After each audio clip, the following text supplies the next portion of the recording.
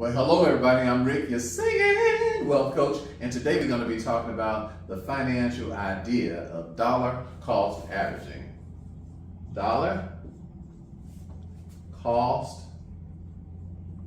averaging.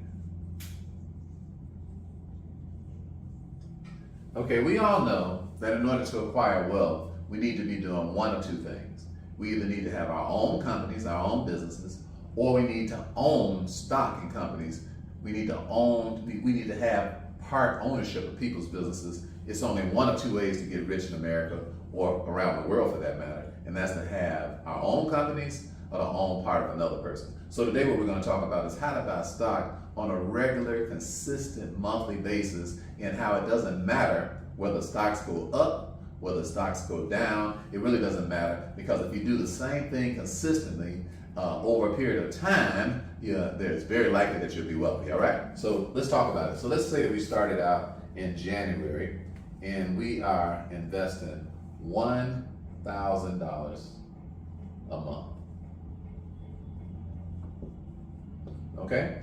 And let's say in January that we start out and this is what our shares cost. Our shares are, let's say, $5. So that means in January we would get 200 shares, all right? Because the shares cost $5. All right, let's say in February these shares go down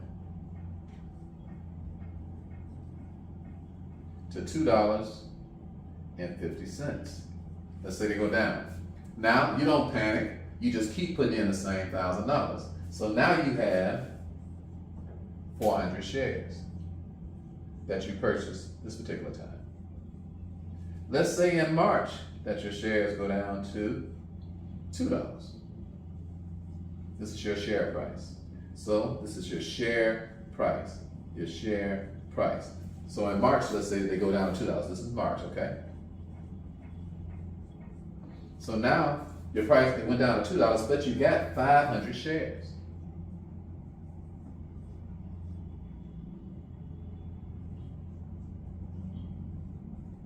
Okay, and then let's say that back here in April, your shares went back to $2.50. So that means that you got 400 more shares. All right, and then let's say they went back up to, so they went back up to $2, and then let's say that, and that's in April, okay? Then let's say in May, this is May, that they went back up to $4. So that means that you got 250 shares. Okay, everybody got that? And then finally, let's say your shares just went back up to $5 in let me see, this is May, okay, in June. Okay, so they're $5 again. So that means that you got 200 shares. So let's see what happens. How much money did you earn, okay? So let's see. You put $1,000 a month in for January, February, March, April, May, and June. So your investment is $6,000. All right? So let's see how many shares you got that you have. Your shares never went above the $5 that you started out with. Okay, so let's see how many shares you got. You got 200, okay? Then you got 400, so that's 600. Then you got what? 500, so that's 1,100. Then you got what? 400, so that's 1,500. Then you got what? 250, so that's 1,650. Then you got 200, so that's 1,850 shares.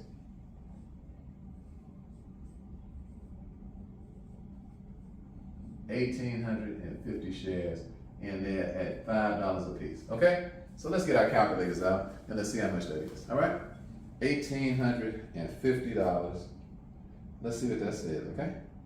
So $1,850. You guys got your calculators? You guys got your calculators? Let's go. Get your calculators out, okay? $1,850 times 5, all right? I'm looking for my calculator so you guys can, you guys with me? You guys got the answer already? You guys around America, around the world, y'all probably got the answer already, right? So $1,850 times, okay, wait a minute. My daughter got a calculator. Thanks, baby. $1,850 times 5 equals, all right, so it's 9,000. So your total account now is $9,250. Okay? So now your account is $9,250. So that means that you only put in $6,000 and you got $3,250 left. So let's divide $9,250 divided by $6,000. And this will give us our total return.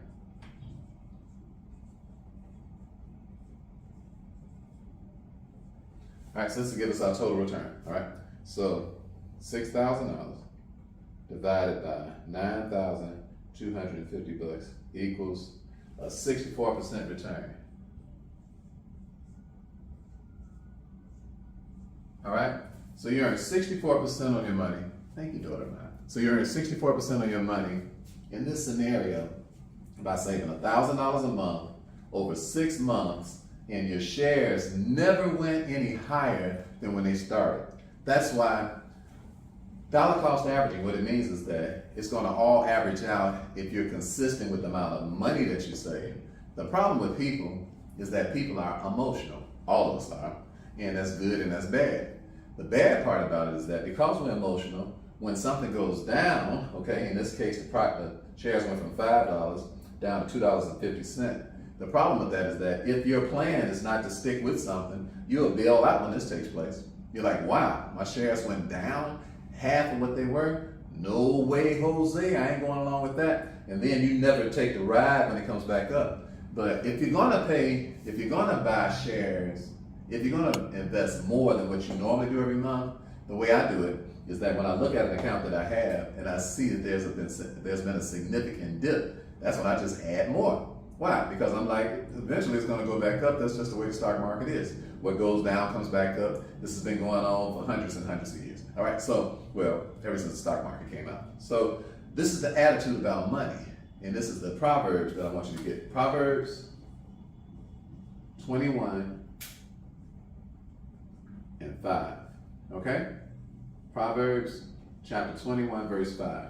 And it says that the thoughts of the diligent tend only to plenteousness, but to everyone that is hasty, only to want. These are the hasty people. They start with something, it dips, they quit. But the diligent, we're not in a hurry. The reason that we're not in a hurry is because we do things based on principles and we think big. So because we think big, we say, you know what? The only time I'm going to spend more money is when I see something go down. I'm not going to panic when something goes up. The only time I'm going to spend more money, typically, is that when something goes down. Or I'm just going to keep and stay steady as they go, and I'm not going to pay any attention to whether it's going up or down. I'm just going to make sure that I stay steady, because eventually it'll even out. If you look at this situation, from January to June, $1,000 a month, from January to June, with a stock that never went over $5, but the consistent buying of it, a person ended up with they ended up with $9,250, even though you only invested $6,000. And when you divide $6,000 by $9,250, let's say I got this backwards, so let me change that. Because it's really 6,000 divided by 9,250. Because you always divide the amounts you invested by the amounts you got. So you invested $6,000 divided by $9,250. All right, that's a 64% return.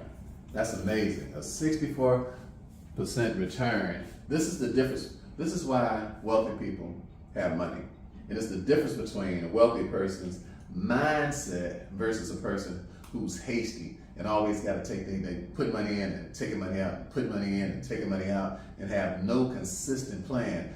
Panic when something goes down, not realizing that really if you're going to spend some more money, it makes sense to spend it when something is going down versus waiting until it comes back up again. But at the very least, if you just be consistent on a regular basis, then dollar cost averaging has proved to make million after million after million. This is Rick, the Singing Wealth Coach. It's been a plum, please, and pleasure, as well as a privilege. If you'd like to learn more about dollar cost averaging, just click the link below and join our next Financial IQ Challenge at financialiqchallenge.com. Have a wonderful day, and remember that stellar is a stellar day.